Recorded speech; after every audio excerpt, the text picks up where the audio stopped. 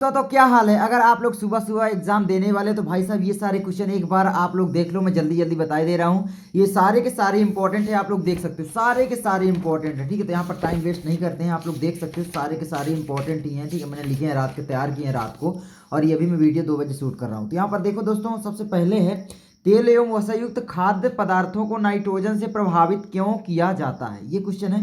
तो तेल एवं वसायुक्त खाद्य पदार्थों को नाइट्रोजन से इसलिए प्रभावित किया जाता है क्योंकि ऑक्सीजन से अभिक्रिया कर लेते हैं और विकृत गंधिता उत्पन्न कर देते हैं, जबकि नाइट्रोजन ऐसा नहीं कर पाता। नाइट्रोजन अभिक्रियाशील ज़्यादा नहीं होता है, जिसके कारण क्या होता है कि भाई उसमें से विकृत गंधिता नहीं होती है, मतलब जो भी चीज़ है वो खराब नहीं होती है। इसीलिए दोस्तों क्या है कि तेल एवं वसायुक्त खाद्य पदार्थों से नाइट्रोजन को प्रभावित किया जा सकता है। आप इसको पढ़ सकते हो, मैंने आपको समझा दिया, ठीक है। उसके बाद दोस्तों संक्षारण। संक्षारण जब लोहे जैसी धातुएं यहाँ पर धातुएं यानी जब लोहे जैसी क्रियाशील धातुएं वायु, जल, नमी आदि के संपर्क में आती हैं तो इनकी ऊपरी परत नष्ट होने लगती है। इस घटना को संक्षारण कहते हैं। तो यहाँ पर ये देख सकते हैं, संक्षारण का मैंने उदाहरण दे दिया है। और यहाँ पर संक्षारण से बचाव के उपाय हैं। पेंट लगाकर, कोई भी धातु उसमें पेंट लगा दोगे तो संक्षारण से बच जाती है, आप जानते हो।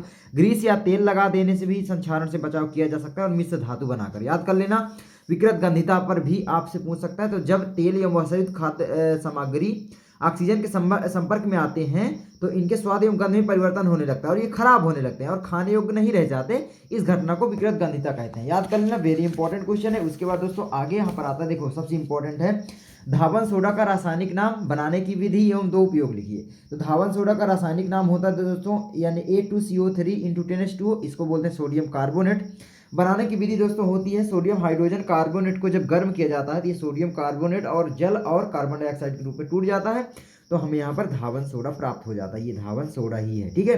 तो यहाँ पर इसका उपयोग क्या है दोस्तों, कपड़ों को धोने एवं घरों में साफ सफाई के लिए कर सकते हैं। कांच, साबुन तथा कागज उद्योगों में इसका उपयोग होता है।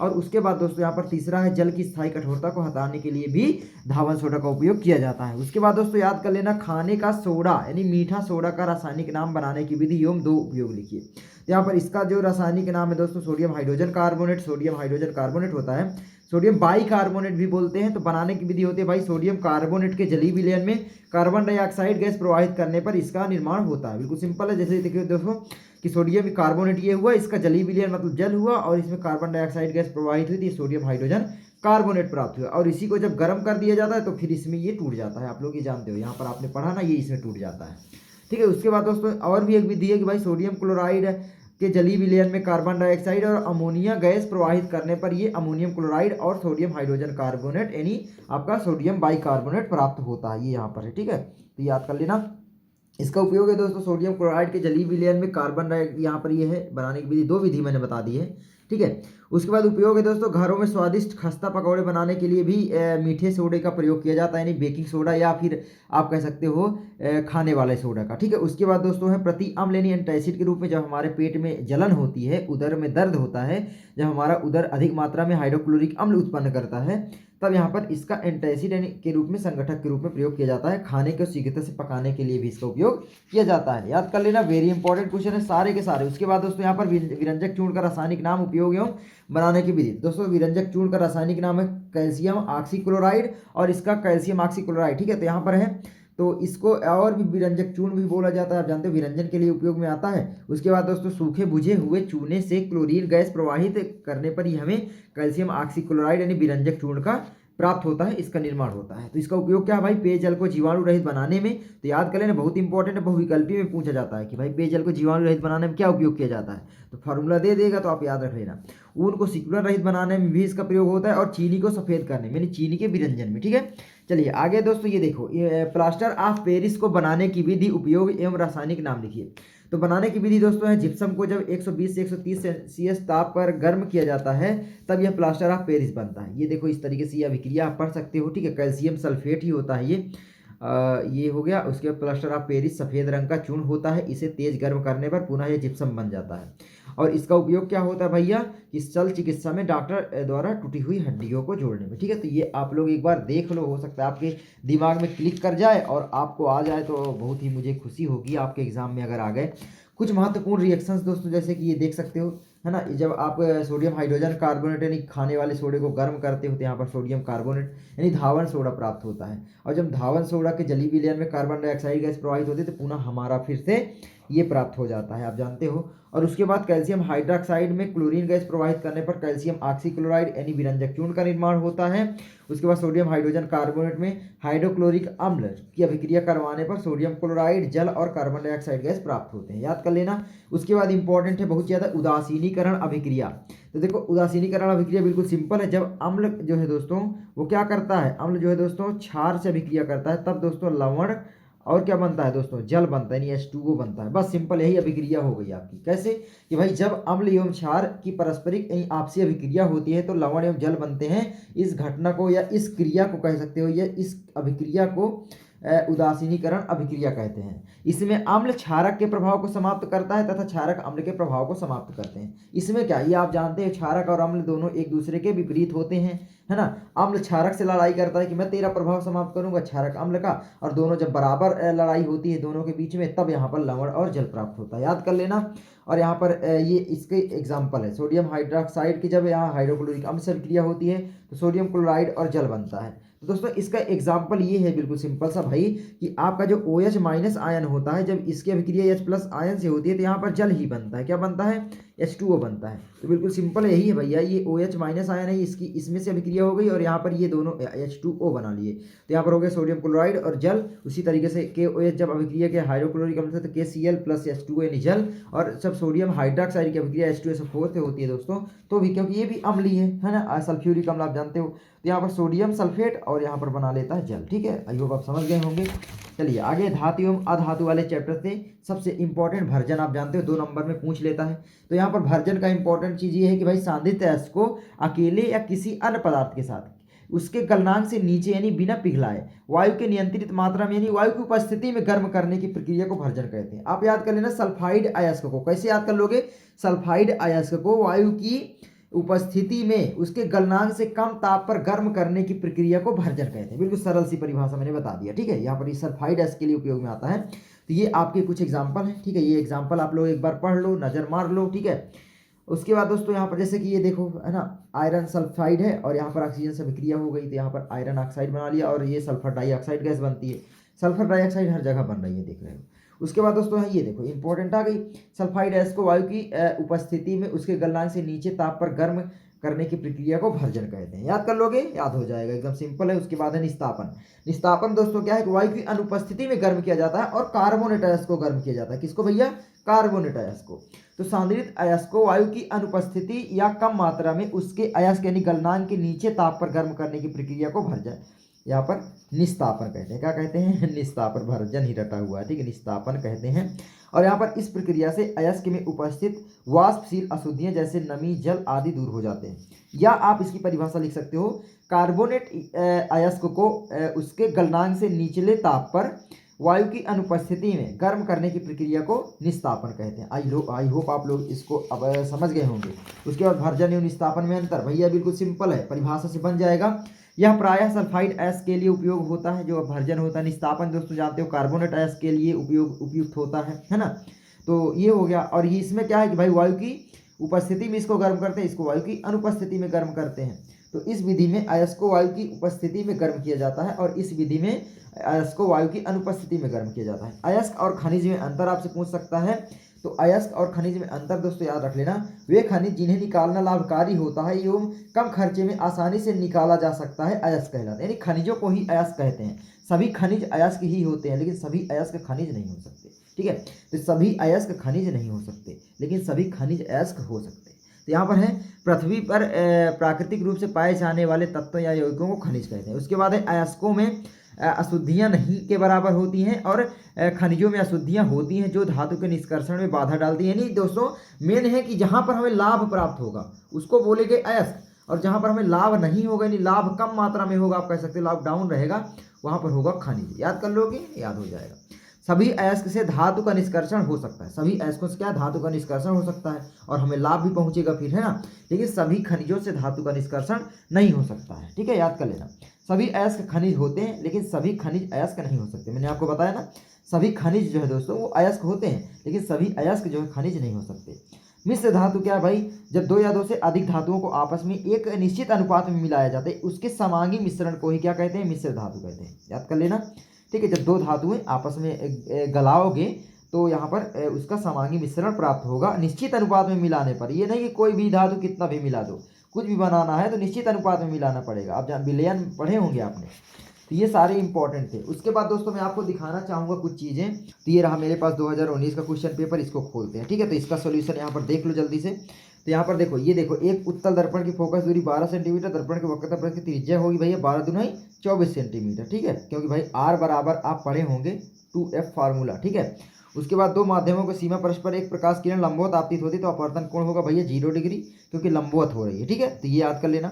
उसके बाद है उत्तल लेंस द्वारा किसी वस्तु का वास्तविक उल्टा एवं बड़ा प्रतिबिंब बनाने के लिए वस्तु को रखना पड़ेगा भैया लेंस से F तथा 2F के बीच में, याद कर लेना, ठीक है। उत्तल लेंस यहाँ पर बोला था ना। उसके बाद है कांच का अपवर्तनांक अधिकतम होता है, तो कांच का अपवर्तनांक किसमें अधिकतम होता है भैया? बैगनी रंग के लिए, ठीक है। तो कांच का अपवर्तनांक अधिकतम किसके होगा? बैगनी रंग के लिए, तो याद कर लेना, ठीक है, क्योंकि बैगनी रंग का अपवर्तन सबसे अधिक होता है। आगे बढ़ते हैं। एक अवतल दर और सबसे कम किसका होगा? लाल रंग के लिए, ठीक है। इसी तरीके से प्रकाश का प्रकीर्ण भी बोल देता है। उसके बाद दूसरा, तो ये आप लोग देखो, ये तो भैया ये तो आपका सॉल्व करना पड़ेगा, तो सॉल्व कर लेना, मैंने आपको सॉल्व करना बताया भी है। उसके बाद दोस्तों यहाँ पर देख सकते हो ये है, ठीक है, उत्तल लेंस के किसी वस्तु के प्रतिबिंब का आवर्धन धनात्मक प्रतिबिंब की प्रकृति बताइए। तो आवर्धन उत्तल लेंस में धनात्मक है, इसका मतलब क्या है भैया? प्रतिबिंब की प्रकृति आपको बतानी है, ठीक है।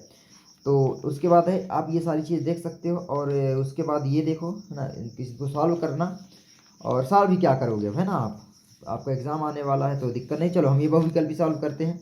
एक विलयन का पीएच मान 3 है भैया, विलयन क्या होगा? अम्लीय होगा। विकर्ण संबंध कौन दर्शाता है भैया? लिथियम जो है बेरिलियम से, लिथियम मैग्नीशियम, या तो लिथियम बेरिलियम से दर्शाता है। उसके बाद दोस्तों है कि भैया दिए गए कार्बनिक यौगिकों में कीटोनिक प्रकार्यक समूह कौन सा है? तो कीटोन वाला कौन सा हो जाएगा भैया? COOH, ये होगा नहीं, COCH3 तो ये आपका हो जाएगा, क्योंकि कीटोन वाले में होता है CO लगता है, ठीक है, याद कर लोगे।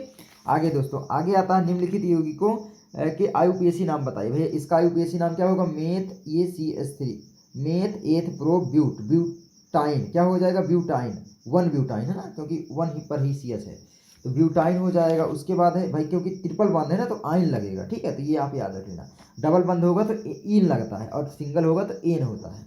उसके बाद इसका फार्मूला क्या होगा भैया? CO बीच में है, CH2 CH3 CH3 CH2, तो कीटोन वाला तो मेथ एथ प्रो ब्यूट पेंटेनोन, ठीक है, तो ये आपका पेंटेनोन हो जाएगा, क्योंकि CH3 है, CH3 है, CH2 CO C, हाँ, ये आपका पेंटेनोन होगा। उसके बाद दोस्तों आगे है, तो ये आप लोग देख सकते हो, ये सारी चीज़ें मैंने तैयार भी करवाई है, पिछली वीडियो अगर आपने मेरी देखी होगी, ठीक है, और ये देख लो एक बार, ठीक है, पेपर। उसके बाद दोस्तों है आपका ये देखो, आपका मस्तिष्क उत्तरदायी है, तो आपका मस्तिष्क को सोचने के लिए भी उत्तरदायी है, हृदय स्पंदन के लिए भी, शरीर का संतुलन बनाने के लिए भी, तो ये सभी के लिए उत्तरदायी होता है, ये आ सकता है एग्जाम में। उसके बाद दोस्तों यहाँ पर आता है निम्नलिखित में से कौन सा पादप हार्मोन है? एस्ट्रोजन, इंसुलिन, थायरिन, साइटोकानिन, तो यहाँ पर है साइटोकानिन, वृद्धिरोधक, ये सभी होते हैं पादप हार्मोन। अलैंगिक जनन मुकुलन द्वारा होता है भैया, ईस्ट में होता है या तो फिर हाइड्रा में होता है। किस में होता है? हाइड्रा में, याद कर लेना, दो में से कोई एक ऑप्शन देगा, ठीक है, तो हाइड्रा में भी होता है। चलिए, ये आपका क्वेश्चन पेपर खत्म हुआ। उसके बाद दोस्तों हम अगले क्वेश्चन पेपर की ओर बढ़ते हैं। तो अगला क्वेश्चन पेपर हमारे पास आता है, ये देखो 2020 का ही ये वाला, ठीक है। अब ये 2020 का मैं आपको सॉल्यूशन करवा रहा हूँ। तो ये यहाँ पर देखो क्या दिया गया है, एक अवतल लेंस द्वारा किसी वस्तु का बना प्रतिबिंब होता है। तो अवतल लेंस बोला है ना, अवतल लेंस आपका इस तरीके से होता है, तो इसमें हमेशा आभासी प्रतिबिंब बनता है। तो आभासी आभासी तो दिया है, बिल्कुल सही है, तो आभासी बनेगा तो सीधा बनेगा, तो आभासी सीधा एक ये हो सकता है, या तो आभासी सीधा एक ये हो सकता है, आभासी उल्टा कभी बन ही नहीं सकता, है ना, तो ये आपका हो सकता है। अब यहाँ पर छोटा प्रतिबिंब बनता है, याद रख लेना हमेशा इसमें, तो आभासी, सीधा और छोटा, तो ये वाला विकल्प आपका तीसरा सही हो जाता है। आगे दोस्तों, दूरदृष्टि दोष के कारण वस्तु का प्रतिबिंब बनता है, कहाँ पर बनता है? तो दूरदृष्टि दोष जब दोस्तों हो जाता है तो दूर की वस्तु साफ साफ दिखाई देती है, लेकिन निकट की वस्तु साफ साफ दिखाई नहीं देती। तो यहाँ पर रेटिना के क्या है? पीछे प्रतिबिंब बनता है। कहाँ पर बनता है? रेटिना के पीछे। रेटिना जैसे यहाँ पर है तो इधर प्रतिबिंब बनेगा, राइट साइड, रेटिना के दाईं ओर, ठीक है। तो दो चालक के जिनके प्रतिबिंब की लंबाई, व्यास, ये सारी चीज़ दी गई है, तो ये सॉल्व करने के लिए है, तो सॉल्व करना, अनुपात आपसे बताना है। बिजली के बल्ब का तंतु फिलामेंट बना होता है भैया, नाइक्रोम का बना होता है, याद कर लेना, ठीक है, नाइक्रोम का। उसके बाद चलिए आगे बढ़ते हैं। आगे हमारा आता है यहाँ पर कौन सा क्वेश्चन, ये देखो, इसको सॉल्व कर लेना। सबसे पहले इसका प्रतिरोध निकाल लो, फिर इसका आपका 1/r करके निकाल लेना है। बिल्कुल सिंपल है, निकाल लोगे आप लोग, है ना, कितना सिंपल, देखो दिया गया है ये वाला। तो बस यही है आपका। देखो R1 R2 R3 प्रतिरोधकों को पारस्परिक में जोड़ा गया है, संयोजन के समांतर का यहाँ पर व्यंजक व्युत्पन्न करना है आपको निम्नलिखित चित्र में ये है, तो बस यार फार्मूला ये है, ठीक है। तो इसका ये कर लोगे आप लोग, मैंने आज ही क्वेश्चन बताया है एक, ठीक है। विद्युत चुम्बकीय प्रेरण बिल्कुल सिंपल है। उसके बाद दोस्तों यहाँ पर आगे है, आगे यहाँ पर दिया गया है, चलो बहुविकल्पी ही सॉल्व करते हैं। निम्नलिखित में से कौन सा तत्व तनु अम्ल के साथ संयोग करके हाइड्रोजन गैस निकालता है? भैया कौन निकालेगा? जिंक निकालेगा। देखो याद रख लेना आप लोग, चाहे वो जिंक हो, चाहे वो पोटेशियम हो, चाहे सोडियम हो, चाहे वो कैल्शियम हो, चाहे वो मैग्नीशियम हो, चाहे वो एल्यूमिनियम हो, चाहे वो आयरन हो, ये सारी धातुएं जो हैं वो क्या है, अम्ल से अभिक्रिया करके हाइड्रोजन गैस निकालेंगी, याद रख लेना, ठीक है। मतलब हाइड्रोजन को विस्थापित करेंगी। निम्नलिखित में से कौन सा तत्व द्वितीय समूह का सदस्य है? जल्दी से बताना। बेटा मांगे काला शर्ट बाप राई, चाहे वो बेरिलियम हो, बेटा मांगे काला, कैल्शियम भी द्वितीय समूह का होता है, ठीक है। इनकी संयोजकता +2 होती है। ये आपका मैग्नीशियम हो जाता है। संतृप्त हाइड्रोकार्बन में नहीं होता। भाई संतृप्त हाइड्रोकार्बन में क्या नहीं होता? तो संतृप्त हाइड्रोकार्बन में दोस्तों डबल बंध नहीं होता है, तो याद कर लेना डबल बंध, क्योंकि ये आपका फिर असंतृप्त बन जाएगा। जैसे ही डबल बंध लगेगा या तो सिंगल, यहाँ पर ट्रिपल बॉन्ड लगेगा तो वो असंतृप्त बन जाएगा। तो ये बहुत ही इंपॉर्टेंट क्वेश्चन है। उसके बाद निम्नलिखित में से प्रत्येक के दो उपयोग आपको लिखना है। धावन सोडा, विरंजक चूर्ण मैंने पीछे बता दिया, और ये वेरी इंपॉर्टेंट क्वेश्चन है, इसका मैंने आंसर भी आपको बताया है। संतृप्त तथा असंतृप्त हाइड्रोकार्बन को उदाहरण द्वारा समझाइए, ठीक है। तो एल्कोहल एवं अम्ल के मध्य की अभिक्रिया क्या कहलाएगी? भाई उदासीनीकरण अभिक्रिया कहलाएगी। समीकरण दे देना है आपको, ठीक है। क्यों? क्योंकि भैया एल्कोहल जो होता है वो क्षार की प्रकृति का होता है, और अम्ल तो अम्ल ही है। तो भाई अम्ल और क्षार की अभिक्रिया क्या होती है? उदासीनीकरण अभिक्रिया। बिल्कुल सिंपल है। उसके बाद दोस्तों ये देखिए, ये समीकरण बनाना आप लोग थोड़ा सा बना लेना, एक बार प्रैक्टिस कर लेना कहीं से सर्च करके जल्दी से, ठीक है, जैसे ये वीडियो देख रहे हो। उसके बाद आधुनिक आवर्त नियम क्या है भैया? तत्वों के भौतिक एवं रासायनिक गुणधर्म उनके परमाणु क्रमांकों के आवर्ती फलन होते हैं। बिल्कुल सिंपल है, आपका 1 नंबर मिल गया। भरजल से आप क्या समझते हैं ये मैंने आपको बता ही दिया। खाने के सोडा का निर्माण बता ही दिया। पीएच मूल से आप क्या समझते हैं? पीएच मूल 8 है तो विलयन की प्रकृति होगी, तो विलयन की प्रकृति क्षार की होगी। और पीएच मूल क्या होता है? H+ आयनों की सांद्रता ही तो होती है, यानी जो जितना मात्रा में H+ आयन उत्पन्न करेगा उतना ही अम्लीय होगा, उतना ही, ठीक है। तो आप समझ लेना। प्रतिस्थापन अभिक्रिया क्या होती है भैया? प्रतिस्थापन अभिक्रिया जब एक तत्व दूसरे तत्व को उसकी यौगिक में से उसको भगाकर स्वयं उसका स्थान ले लेता है तो उसको बोलते हैं प्रतिस्थापन अभिक्रिया। निस्तापन मैंने आपको बता दिया, साबुन और अपवर्जन के बारे में थोड़ा सा पढ़ सकते हो आप। उसके बाद मुकुलन पाया जाता है, देख सकते हो इसमें भी आ गया भैया। कहाँ पाया जाता है? हाइड्रा में। मैंने आपको पीछे बताया था, उसमें ईस्ट दिया था, इसमें हाइड्रा दिया है। जीवाश्म ऊर्जा का स्रोत है, जीवाश्म ऊर्जा का स्रोत कोयला, पेट्रोल, डीजल, ये सारी चीजें होती हैं। निम्न में से कौन सा मानव में मादा जनतंत्र का भाग नहीं है? अंडाशय, गर्भाशय, शुक्रवाहिका, डिंबवाहिका।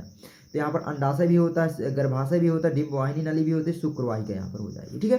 चलिए, कौन मानव में मादा जनतंत्र का भाग नहीं है। चलिए आगे है दोस्तों, आगे यहाँ पर है स्वपोषी पोषण के लिए आवश्यक है कार्बन डाइऑक्साइड तथा जल, क्लोरोफिल, सूर्य का प्रकाश, ये सभी, ठीक है। तो ये आप याद रख लेना। उसके बाद दोस्तों ये सारे क्वेश्चन आप लोग देख सकते हो, इंपॉर्टेंट है, थोड़ा सा आप लोग देख सकते हो क्या आपको तैयार है या नहीं है।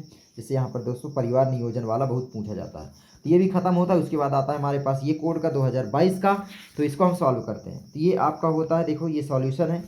अवतल दर्पण के फोकस पर रखी वस्तु का प्रतिबिंब बनता है, तो भैया ये अनंत पर बनता है। निम्न में से दिए गए माध्यमों में प्रकाश की चाल न्यूनतम किसमें होती है? भैया हीरे में होती है।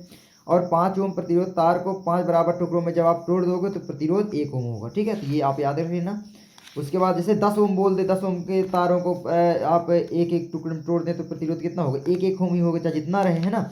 उसके बाद दोस्तों यहाँ पर है वैद्युत शक्ति का मात्रक। वैद्युत शक्ति का मात्रक आप जानते हो वाट होता है, और वैद्युत शक्ति का फार्मूला याद कर लेना, P बराबर होता है भैया V²/R। याद कर लोगे?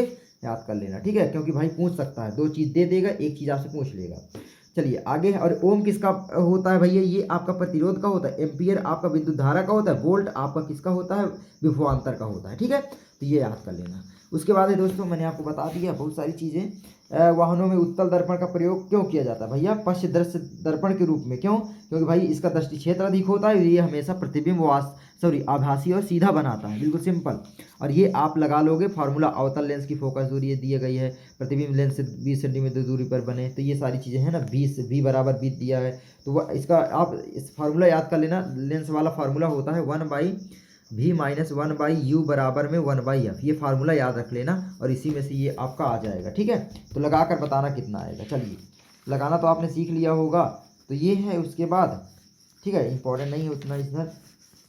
अब ये देखो इधर, प्रोपेनल अल लगा है ना, तो अल आपका C3H6O। क्यों? क्योंकि भैया मेथ एथ प्रोप और C3H6O, ठीक है। तो ये आप याद रख लेना। धातु है, आपने यूपीएससी नामकरण को सीखा होगा तो आप कर ही लोगे। धातु इसमें कौन सी है भैया, तो यहाँ पर ये लिथियम हो जाएगी धातु, ये आपकी अधातु है, ये भी अधातु, ये भी अधातु। उसके बाद ठंडे तनु अम्ल से हाइड्रोजन गैस बनाता है, कौन बनाता है भैया, जिंक बनाता है, ठीक है, चाहे वो सोडियम, पोटेशियम, कैल्शियम, मैग्नीशियम, मैंने आपको बताया वो बनाएंगे, सारे के सारे धातुएं आपका यहाँ पर हाइड्रोजन गैस बनाएंगी। ये हो गया आपका, हो गया खत्म, टाटा बाय बाय। अब इधर आप लोग देख सकते हो बेकिंग सोडा बनाने की विधि और पीएच मान से आप क्या समझते हैं, शुद्ध जल में हाइड्रोजन आयन को सांद्रता 7 होता है, आप जानते हो, ठीक है। उसके बाद आधुनिक आवर्त नियम, मैंने आपको बताया, इस आवर्त सारणी की 2 विशेषताएं आपको बता देना है भाई। इसमें क्या है कि तत्वों को खोजना आसान हो गया, तत्वों की खोज, नए नए तत्वों की खोज के लिए प्रेरणा मिली, इस तरीके से आप लिख सकते हो। उसके बाद आपका ये आता है, देख सकते हो, कार्बनिक यौगिकों में प्रतिस्थापन अभिक्रिया, देख लेना एक बार, पढ़ लेना, यौगिकों में सहसंयोजी आबंध, इनको सभी को पढ़ लेना। एथेनोइक अम्ल के बनाने की एक विधि तथा 3 रासायनिक गुणधर्म आपको बताने हैं, ये बहुत बड़ा है। उसके बाद आप देख सकते हो ये है मानव में गुणसूत्रों की संख्या भैया 46 होती है। निम्न में से कौन मानव मादा जनतंत्र का भाग नहीं है भैया, शुक्रवाहिका, मैंने आपको पीछे भी बताया, ये पूछा गया था पीछे वाले क्वेश्चन पेपर में भी। और ये है पादपों में जाइलम का कार्य होता है भैया जल का संवहन करने में, और फ्लोएम का होता है भोजन का संवहन करने में। भोजन का संवहन कौन करता है भैया, फ्लोएम करता है, कौन करता है, फ्लोएम, याद कर लोगे ना, चलिए याद कर लेना। और ये वाला आप लोग जल्दी से कमेंट करना, देख लेना, मुझको ये खुद समझ में नहीं आ रहा है क्योंकि मैं बायोलॉजी जानते हुए मुझको ज़्यादा नहीं आती। उसके बाद दोस्तों ये आपका खत्म, टाटा बाय बाय। चलिए आगे बढ़ते हैं, ये हमारे पास दूसरा क्वेश्चन पेपर लेते हैं, तो दूसरा क्वेश्चन पेपर ये रहा 2022 824 बीजे का। अब यहाँ पर दोस्तों ये है आपका, इसमें भी देखो दिया है, वायु के सापेक्ष माध्यम का अपवर्तनांक अधिकतम होता है भैया हीरा, ठीक है। उसके बाद दोस्तों निकट दृष्टि दोष के निवारण के लिए चश्मे में प्रयुक्त, निकट दृष्टि दोष में दोस्तों हमेशा अवतल लेंस का प्रयोग होता है, और दूर दृष्टि दोष में उत्तल लेंस का प्रयोग होता है, ये दूर के लिए प्रयोग होता है, दूर दृष्टि दोष के लिए, ठीक है। आगे दोस्तों चुंबकीय बल रेखा क्या होती है, एक दूसरे को कभी नहीं काटती, ठीक है। उसके बाद दोस्तों ये आपका संबंध पूछेगा अगर, तो ये आपका रहेगा। उसके बाद आपका आता है ये, तो ये देखो R = 2, या फार्मूला से आप लोग ये सारी चीज़ तो कर लोगे, फार्मूला वगैरह लगा के। उसके बाद दोस्तों यहाँ पर आता है शुद्ध जल का पीएच मान दोस्तों 7 होता है। अम्ल के हाइड्रोजन हटाने वाला धातु है भैया, मैंने आपको बताया जिंक, ये पोटेशियम, सोडियम, कैल्शियम जो भी दे। सक्रियता श्रेणी आपको याद होगी तो आप कर लोगे। प्रोपेन का रासायनिक सूत्र भैया, प्रोपेन मेथ एथ प्रोप, 3 है तो C3 हो गया, 3 दूनी 6 2 8, तो C3H8 ये आपका है। उसके बाद आपका कितना है, मेंडलीव का आवर्त नियम क्या, तत्वों के भौतिक एवं रासायनिक गुणधर्म उनके परमाणु भारों के आवर्ती फलन होते हैं, बस यही तो है। निम्न रासायनिक अभिक्रियाओं को पूर्ण कीजिए, आपको यहाँ पर पूर्ण करना है, यहाँ पर एक बार आप देख लेना, कहीं पर आप सर्च कर लोगे तो मिल जाएगा। और जल्दी जल्दी मैं यहाँ पर बता रहा हूँ ताकि आपको दिक्कत ना हो, ये हो सकता है ना भी आए, है ना, इंपॉर्टेंट नहीं है। धावन सोडा तथा मीठा सोडा का नाम रासायनिक सूत्र, ये मैंने आपको बताया अभी अभी। द्विविस्थापन अभिक्रिया को उदाहरण देकर स्पष्ट कीजिए। द्विविस्थापन क्या होता है, तत्वों के आयनों का आपस में आदान प्रदान ही होता है, ठीक है, तो याद कर लेना, आयनों का आपस में आदान प्रदान होता है, यौगिकों के आयन का आपस में आदान प्रदान होता है। आदान प्रदान मतलब जानते हो, अदला बदली, ठीक है, तो ये याद कर लेना। उसके बाद संक्षारण क्या है, मैंने आपको बता ही दिया। साबुनीकरण बहुत इंपॉर्टेंट, मैंने बताया भी था। आवर्त सारणी में आवर्त एवं समूह को परिभाषित करना है, आवर्त सारणी में, ठीक है, तो आवर्त क्या होते हैं, ग्रुप क्या होते हैं, तो उसको आपको परिभाषित करना है। उसके बाद निम्नलिखित पर ये रेडाक्स सजातीय श्रेणी, ये बहुत इंपॉर्टेंट है, एक बार पढ़ लेना सजातीय श्रेणी क्या होती है। उसके बाद मेंडलीव की आवर्त सारणी की विशेषताएं यहाँ पर पूछा है। और बस अब आते हैं हम इधर, ठीक है, बहुविकल्पी में वह अब प्रक्रियाएं जिसमें जटिल कार्बनिक अणु सरल अणुओं में टूटते हैं, तो उपचयी अभिक्रियाएं मैंने आपको बताया भी था। चर्मदाह या पेलाग्रा रोग निम्नलिखित में से किसकी विटामिन की कमी से होता है, B3 से, तो यहाँ पर मिसप्रिंट था, ठीक है। तो उसके बाद है दोस्तों हीमोग्लोबिन यानी महत्वपूर्ण भूमिका निभाता है, हीमोग्लोबिन जो है दोस्तों शोषण में महत्वपूर्ण भूमिका निभाता है, ठीक है। फ्लोएम द्वारा भोजन का स्थानांतरण होता है भैया सुक्रोज के रूप में, तो आप ये याद कर लेना किसके रूप में, सुक्रोज के रूप में। तो बस ये आपका हो जाता है, इस लिंग सहसंयोजन क्या है ना ये। उसके बाद ये दोहरा परिसंचरण, परिवार नियोजन वाला तो मैंने आपको बोला ही, ठीक है। परिवार नियोजन की किन्हीं विधियों का वर्णन करना, स्थायी विधि और अस्थायी विधि दोनों तैयार कर लेना। और बस ये देखो जो इंपॉर्टेंट थे मैंने आपको बता दिए। अब आते हैं 2019 वाला क्वेश्चन पेपर, तो इसका मैंने सॉल्यूशन फिजिक्स वाला करवा ही दिया था। इसमें आपका मैंने बोला था कौन सा हुआ था, इसमें मुझे लगता है 25 वाट आया था ना, हाँ। और उसके बाद यहाँ पर आपका क्या है भैया, पहला ही सही था, दर्पण के पीछे, ठीक है, अनंत एवं उत्तल दर्पण के ध्रुव पी के बीच रखी वस्तु का प्रतिबिंब भाई कहाँ बनेगा। उसके बाद भाई निर्वात में प्रकाश की चाल 3 × 10⁸ है, 1.5 अपवर्तन, इसमें भाग दे दोगे 2 × 10⁸ मीटर पर सेकेंड आ जाएगी। उसके बाद आपका आता है ये वाला, ये वाले में आपका मैंने निकाला था तो 1 ओम आया था, क्योंकि इसका जब निकालोगे तो 1/2 आएगा, और 0.5 उसमें जोड़ दोगे तो 1 ओम आ जाएगा। उसके बाद दोस्तों यहाँ पर आ जाता है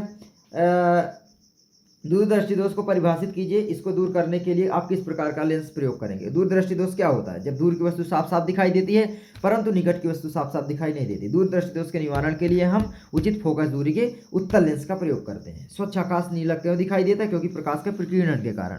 प्रकाश का प्रकीर्णन क्यों अधिकतम होता है? किसका होता है? बैगनी रंग का। सबसे कम किसका होता है? लाल रंग का। याद कर लोगे ना। और उसके बाद दोस्तों प्रकीर्णन क्यों होता है? क्योंकि हमारे जो आकाश होता है उसमें धूल कण मिट्टी ये सभी चीज़ें अवेलेबल होती हैं और पानी की कुछ छोटी छोटी बूंदें भी रहती हैं, उसी से प्रकाश का प्रकीर्णन हो जाता है।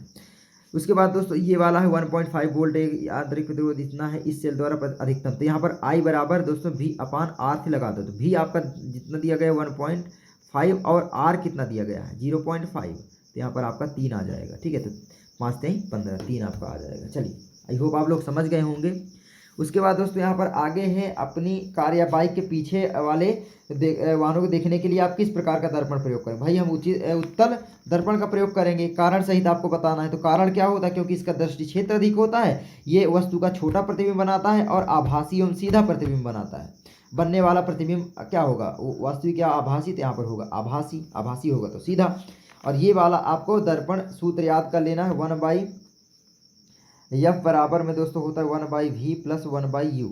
और लेंस सूत्र इसमें माइनस कर दो यहाँ पर, तो ये आपका इसमें से निकल आएगा। मैंने आपको बताया भी था। ओम का नियम क्या है भाई? यदि किसी चालक तार की भौतिक अवस्था समानता ताप में कोई भी परिवर्तन ना हो तो चालक तार में बहने वाली विद्युत धारा उसमें लगाए गए विभवांतर के क्या होती है? जल्दी बताओ। उसके में लगाए गए विभवांतर के I बराबर होता है V अपान R, यानी विभवांतर के अनुक्रमानुपाती होती है। याद कर लोगे ना। तो V बराबर आपका होता है I इंटू R। ठीक है, तो ये देख सकते हो।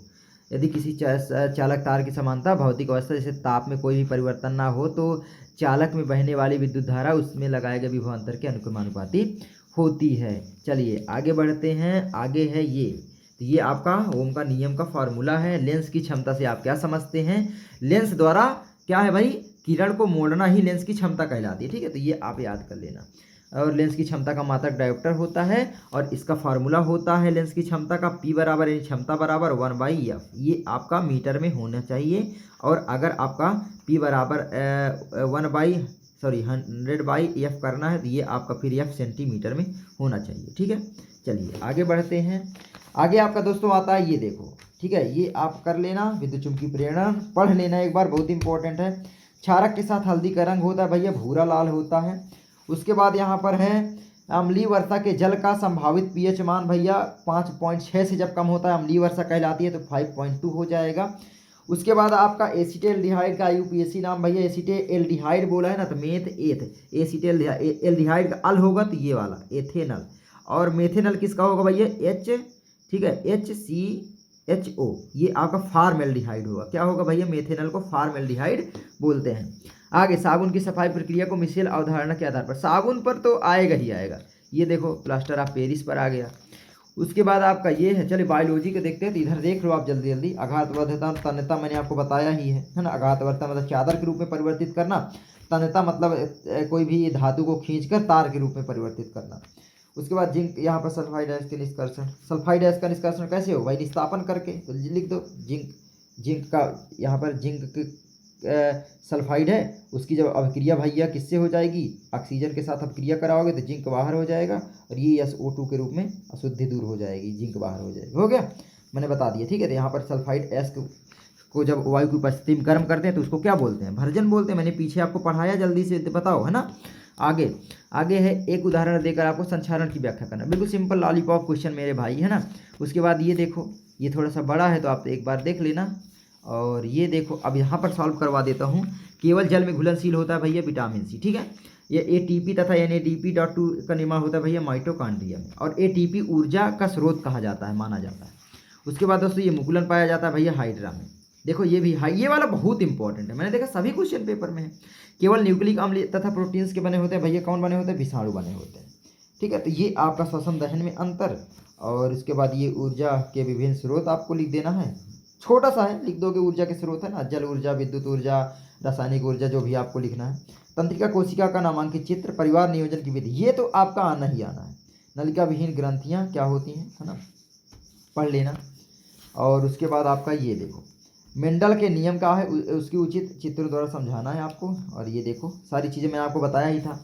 तो बस आपके मैंने सारे मॉडल पेपर खत्म करवा दिए, बहुत सारे इंपॉर्टेंट क्वेश्चन खत्म करवा दिए। आई होप आपको ये वीडियो अच्छी लगी होगी। अब यहाँ पर मैं इंपॉर्टेंट फार्मूला बता देता हूँ ताकि आपको याद रहे। सबसे पहले याद रख लेना दोस्तों यहाँ पर दर्पण, दर्पण सूत्र, ठीक है। दर्पण सूत्र दोस्तों क्या होता है, यहाँ पर दर्पण सूत्र दो होते हैं। यहाँ पर एक होता है 1/f बराबर दोस्तों होता है 1/v प्लस में 1/u, याद कर लोगे। और यहाँ पर दोस्तों लेंस सूत्र क्या होता है, तो लेंस सूत्र याद कर लेना, वो होता है मेरे भाई क्या होता है 1/f बराबर 1/v माइनस 1/u, बस इतना कर देना, ठीक है। अब यहाँ पर दोस्तों ये सूत्र याद कर लेना। और दर्पण अवतल दर्पण में हमेशा u का मान क्या है, निगेटिव होता है, f का मान निगेटिव होता है, v का मान भी निगेटिव होता है। और उत्तल में दोस्तों ये सारे पॉजिटिव हो जाएंगे, है ना, उत्तल में, क्योंकि आपका इधर ही बनता है, प्रतिबिंब दाएं साइड बनता है। और यहाँ पर ये हो गया। उसके बाद दोस्तों यहाँ पर क्या है, आवर्धन यम बराबर अगर आपको निकालना है तो h'/h बराबर v/u, यानी आपका ये हो गया आपका प्रतिबिंब की ऊंचाई बटे वस्तु की ऊंचाई, और ये आपका दर्पण से वस्तु की दूरी, सॉरी प्रतिबिंब की दूरी, और दर्पण से u यानी वस्तु की दूरी, ये आप देख लेना। और आपका डायप्टर, ठीक है, लेंस की क्षमता का मात्रक p बराबर होता है 1/f, और इसका डायप्टर मात्रक होता है, डायप्टर बोलते हैं, तो याद कर लेना। उसके बाद एक और फार्मूला याद कर लेना, p बराबर होता है भैया v²/r, ओम का नियम याद कर लेना, I बराबर होता है v/r। ये सारी चीज़ें आपको याद रख लेना है। अगर किसी आप प्रतिरोधों को समांतर क्रम में जोड़ते हो, श्रेणी क्रम में जोड़ते हो, तो श्रेणी क्रम में जब जोड़ते हो तो क्या होते हैं, इस तरीके से जोड़ते हैं, इस तरीके से, है ना। इसका जो फार्मूला होता है R बराबर हो जाएगा R1 plus R2 plus R3, इस तरीके से। और जब आप समांतर क्रम में जोड़ोगे तो इस तरीके से कुछ जुड़ता है, इस तरीके से एक जाएगा, इस तरीके से, ठीक है, इस तरीके से आपके जुड़ेंगे, इस तरीके से। तो इसके बीच में जो प्रतिरोध निकालना है तो 1/r बराबर 1/r1 प्लस 1/r2, इस तरीके से निकालना है, ठीक है। आई होप आप लोग जल्दी जल्दी समझ लिए। तो इतनी सारी चीज़ें मैंने आपको बता दिया, क्या कैसी लगी वीडियो जल्दी से कमेंट करना। आई होप आप देख लिए होंगे। तो मैं मिलता हूँ आपसे अगली वीडियो में, तब तक के लिए दोस्तों जय हिंद, जय भारत।